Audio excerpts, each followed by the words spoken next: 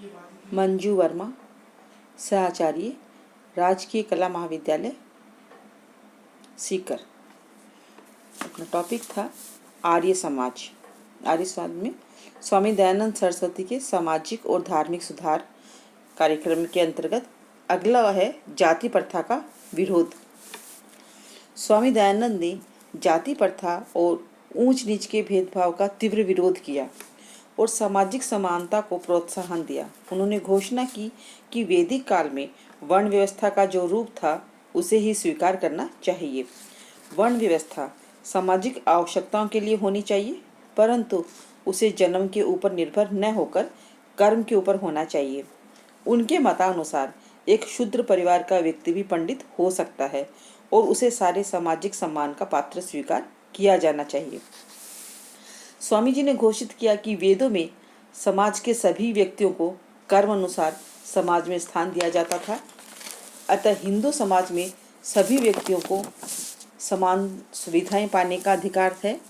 ब्राह्मण अथवा पुरोहित अन्य लोगों को इस पठन पाठन जो शूद्र वर्ग के निषेध था उसे स्वामी दयानंद ने तोड़ दिया तथा अनेक प्राचीन उदाहरणों से यह सिद्ध किया कि स्त्रियों और शूद्रों को भी वेद पढ़ने का अधिकार मिलना चाहिए। स्वामी जी का कहना था कि इस जाति प्रथा ने हिंदू समाज को असंगठित और खोखला बना दिया है, अतः समाज को सशक्त एवं उन्नत बनाने के लिए उन्होंने जाति प्रथा के उन्मूलन पर बल दिया। दयानंद ने स्पष्ट रूप से अनुभव कर लिया कि जब तक हिंदू धर्म और समाज में विविध अंधविश्वास और कुरीतियों का प्रचलन रहेगा, तब तक भारत में बृहत्तर विश्व में एक आधुनिक व्यक्ति के धर्म के रूप में अपनी स्थिति सुदृढ़ बनाने का उसके समक्ष कोई अवसर नहीं हो सकता। अतः दयानंद का आंदोलन केवल धर्म सुधार आंदोलन नहीं था, बल्कि समाज सुधार आंदोलन भी था। दयानंद में यह प्रबल अनुभूति थी कि देश की जनता में और नरेशों और बुद्धिजीवी वर्ग में सामाजिक एवं राजनीतिक जागरण लाकर ही अंग्रेजों को देश से बाहर निकाला जा सकता है। वे समाज सुधार को राजनीतिक चेतना की जागृति और राष्ट्रीयता के विकास के लिए अनिवार्य मानते थे। अपने अथक प्रयासों से उन्होंने देश में प्रचलित विभिन्न बुराइयों के खिलाफ एक आंदोलन खड़ा कर दिया, जो उनकी मृत्यु के बाद भी फलता फूलता रहा। स्वामी जी ने यह विश्वास व्यक्त किया कि व्यक्ति और समाज एक दूसरे के पूरक हैं। व्यक्ति का सर्वांगीण विकास समाज में रहकर ही संभव हो सकता है। विकास के संबंध को केवल व्यक्ति तक ही सीमित कर देना एक भ्रांत धारणा है। हमें यह मानकर चलना चाहिए कि विकास का लाभ समाज के प्रत्येक सदस्यों को प्राप्त हो। सामाजिक जीवन में विभिन्न स्तरों पर असमानता का अनुभव करके ऊंच नीच को देखकर वस्तुतः उनके हृदय को बड़ा आघात पहुंचता था। दयानंद ने वेदों के सहारे हिंदुओं के वर्णाश्रम धर्म का समर्थन किया, लेकिन वर्णाश्रम धर्म ने जिस जाति प्रथा और छुआछूत की बुराइयों को पैदा किया, उसकी उन्होंने कटु आलोचना की। जन्म को जाति की कसौटी मानने के भयंकर दुष्परिणाम हुए थे। इसलिए दयानंद इस पक्ष में थे कि मनुष्य का वर्ण उसकी मानसिक प्रवृत्तियां, गुण तथा कर्म के अनुसार निर्धारित किया जाए। वस्तु दयानंद का यह विचार क्रांतिकारी था। इसने जन्म पर आधारित श्रेष्ठता के आधार पर घातक चोट की। इसके विपरीत वर्ण के संबंध में उनकी कसौटी सचमुच लोकतांत्रिक थी। इस प्रकार भारत के सामाजिक जीवन में दयानंद का लोकतांत्रिक आदर्शवाद जन्म के स्थान पर योग्यता को महत्व देने में व्यक्त हुआ। स्वामी जी वस्तुतः प्राचीन वर्ण व्यवस्था को पुनर्जीवित करना चाहते थे, तथापि उन्होंने यह नहीं बताया कि आधुनिक जीवन के अत्यधिक जटिल स्थितियों में ऐसा किस प्रकार संभव हो सकेगा। जन्मना जाति व्यवस्था के विरोध में आवाज उठाकर स्वामी जी ने दलित वर्ग के सामने निश्चय ही एक नई आशा की तरह लहर बिखेर दी और उन्हें विश्वास होने लगा कि अब वे सुकर्म करके समाज में अपने आप को ऊंचा उठा सकते हैं। स्वामी जी के आदर्श स्वप्न को पूरा करने की दिशा में महात्मा गांधी के विशेष प्रयत्न हुए और आज भारत में दलितोद्धार की दिशा में जो वैधानिक और अन्य प्रयास हुए हैं वे दयानंद की दूरदर्शिता का स्मरण कराते हैं। जन्म से न कोई अछूत है न कोई हीन, यह संदेश देकर स्वामी दयानंद मनुष्य मात्र में समानता के आदर्श के स्वप्न को साकार करते हैं। दयानंद ने वेदों से प्रमाण देकर सिद्ध किया कि परमेश्वर के शुद्ध स्वरूप का ज्ञान वेदों में है और वेदाध्ययन का अधिकार जब सब मनुष्यों को है। उन्होंने यह दृढ़ विश्वास व्यक्त किया कि समुचित शिक्षा के अभाव में भारतवासी किसी भी प्रकार की प्रगति नहीं कर सकते हैं। शिक्षा को उन्होंने व्यापक अर्थ में लिया और बतलाया कि शिक्षा का अर्थ है शरीर का निर्माण, इंद्रियों की साधना एवं बौद्धिक शक्तियों का विकास। ब्रह्मचर्य पालन को उन्होंने एक सच्ची शिक्षा पद्धति की अनिवार्य शर्त बतलाया और यह मत रखा कि शिक्षण कार्य चरित्रवान और विद्वान व्यक्तियों द्वारा संपन्न होना चाहिए। 18 वर्षीय आयु तक वे शिक्षा को निःशुल्क और अनिवार्य बनाना चाहते थे। नारी शिक्षा के ऊपर भी उन्होंने उतना ही बल दिया जितना पुरुष की शिक्षा के ऊपर। स्वामी जी ने हिंदू समाज में व्याप्त नाना कुरीतियों और दोषों को मिटाने की चेष्टा की। मूर्ति पूजा को उन्होंने वेद विरुद्ध और धर्म विरुद्ध बतलाया। उन्होंने मूर्ति पूजा के समर्थकों को शास्त्रार्थ में पराजित किया और बहुत से मूर्ति पूजक विद्वान तो मूर्तियों को गंगा में प्रभावित करके दयानंद के शिष्य बन गए। दयानंद ने नारी की गरिमा का समर्थन किया और हिंदू समाज में प्रचलित इस विचार का खंडन किया कि नारी पुरुष के समान नहीं है, उसे प्रकृति ने ही शरीर तथा स्वभाव से पुरुष से भिन्न बताया है और यह भिन्नता उसे पुरुष की तुलना में हेय बनाती है। स्त्रियों के सामाजिक जीवन पर लगे अनुचित प्रतिबंधों की उन्होंने निंदा की और स्त्री जाति को मात्र शक्ति के रूप में पूजने पर बल दिया। वेदों के अध्ययन से स्त्रियों को अलग रखना उनकी दृष्टि में सर्वथा अनुपयुक्त और अनुचित था। स्त्रियों को पढ़ने का निषेध उनकी दृष्टि में मूर्खता, स्वार्थ और निर्बुद्धिता का परिणाम था। स्वामी जी ने स्त्रियों के गौरव को बढ़ाया और उनके लिए समान अधिकारों की घोषणा की। वे स्त्री जाति के पूर्ण स्वतंत्रता के पक्के पक्षपाती थे। स्त्रियों को दीनहीन दशा से ऊपर उठाने में दयानंद ने जीवन पर्यंत कोई शिथिलता न आने दी। उन्होंने बाल विवाह का घोर विरोध किया। स्वामी जी ने सामाजिक बुराइयों के हर पहलू को स्पर्श किया। उन्होंने कहा कि समुद्र यात्रा, खान पान और अंतरजातीय विवाह वर्जित नहीं है, विधवा विवाह भी उचित है और अस्पृश्यता त्याज्य है। दयानंद जी वेदों के आधार पर भारतीय जीवन का पुनरुद्धार चाहते थे, किंतु यूरोपीय संस्कृति के कुछ पक्षों के प्रशंसक भी थे।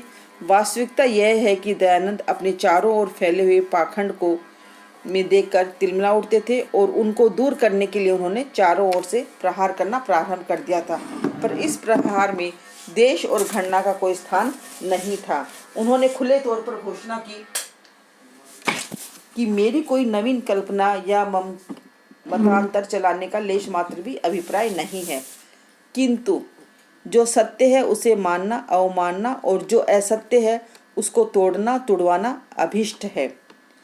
यदि पक्षपात मैं करता तो आर्यवर्त के प्रचलित मतों में से किसी एक मत का आग्रही होता, किंतु जो आर्यवर्त व अन्य देशों में अंधमुक्त चाल चलन है उनको स्वीकार और जो धर्म युक्त बताते हैं उनको त्याग नहीं करता, न करना चाहता हूँ, क्योंकि ऐसा करना मनुष्य धर्म के बाहर है। अगला बिंदु है अस्पृश्यता के विरोधी। स्वामी दयानंद अस्पृश्यता के घोर विरोधी थे।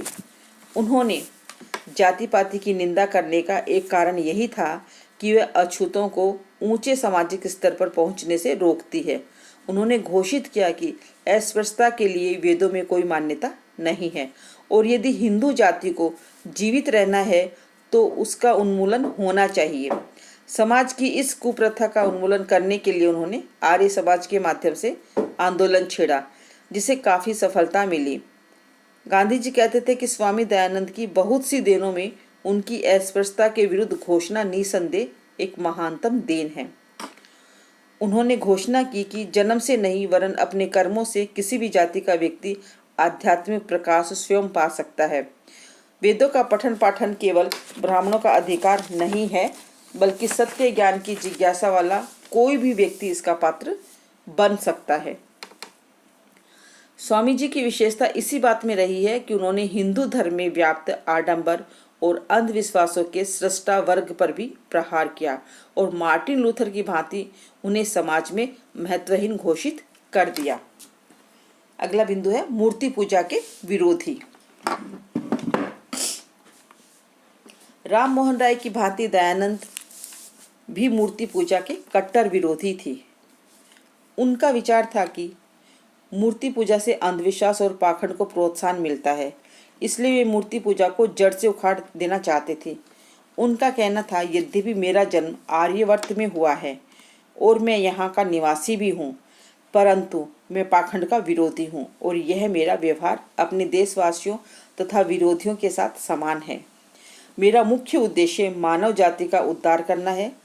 स्वामी जी मूर्ति पूजा को धर्म विरुद्ध मानते थे। उनका कहना था कि वेदों की आज्ञा पर चलना धर्म है, वेदों में मूर्ति पूजा की आज्ञा नहीं है, इसलिए उनके पूजन में आज्ञा भंग का दोष है। पुराण में जो मूर्ति पूजन लिखा है वह सब गायब है और विस्तार है जो ये कहते हैं कि अपनी भावना का फल होता है, उनका कथन भी सत्य नहीं है। अगला बिंदु है कुप्रथाओं के विरोधी। स्वामी जी हिंदू समाज में प्रचलित अंधविश्वासों, आडंबरों और कुरीतियों के विरोधी हैं। उन्होंने बाल विवाह, बहु विवाह, दहेज प्रथा आदि के विरुद्ध प्रबल आवाज उठाई। उनकी धारणा थी कि विवाह के लिए लड़कों की आयु 25 वर्ष और लड़कियों की आयु 16 वर्ष होनी चाहिए। एक ऐसी अवस्था है जिसमें कि वह वर तथा कन्या इस योग्य हो जाते हैं कि विवेकपूर्ण अपना जीवन साथी चुन सकें। इसके अतिरिक्त उनको संतान भी सबल और निरोगी होगी। स्वामी जी ने दहेज प्रथा को भी समाज के लिए अभिशाप बताया और इसके उन्मूलन पर बल दिया। इसी प्रकार उन्होंने विधवा पुनर्विवाह का समर्थन किया। उनके द्वारा स्थापित आर्य समाज आज भी इस दिशा में महत्वपूर्ण कार्य कर रहा है। नेक्स्ट नारी अधिकारों के रक्षक। स्वामी जी नारी अधिकारों के प्रबल समर्थक थे। वे मनु को इस सूक्ति से सहमत थे कि जहाँ नारियों की पूजा की जाती है वहाँ देवता निवास करते हैं। जहाँ उनका सम्मान नहीं वहाँ समस्त कार्य निष्फल रहते हैं। स्वामी जी की मान्यता थी कि नारी केवल समाज का ही निर्माण नहीं करती, अपितु एक युग का भी निर्माण करती है। अतः स्वामी जी ने पर्दा प्रथा, बाल विवाह, बहु विवाह आदि का विरोध किया और स्त्री शिक्षा तथा विधवा पुनर्विवाह को प्रोत्साहन दिया। उन्होंने नारियों को पुरुष के समान अधिकार दिए जाने पर बल दिया। उन्होंने इस बात का भरसक प्रयास किया कि हिंदू समाज में स्त्रियों को पुनः गौरव मिलना चाहिए। उनके द्वारा स्थापित आर्य समाज में स्त्रियों के उत्थान के लिए अनेक कार्यक्रम बनाए। आर्य समाज में स्त्रियों में शिक्षा के प्रसार के लिए अनेक आर्य वैदिक कन्या पाठशालाओं की स्थापना की। इसके अतिरिक्त आर्य समाज ने अनेक विधवा आश्रम की भी स्थापना की। आर्य समाज द्वारा सैकड़ों विधवाओं स्त्रियों की शादियां वैदिक रीति से प्रतिवर्ष की जाती हैं। इस प्रकार स्वामी दयानंद ने नारी के उद्धार के लिए अपना संपूर्ण जीवन समर्पित कर दिया। अगला है शुद्धि आंदोलन। ये आपको अगले व्याख्यान में बताया जाएगा।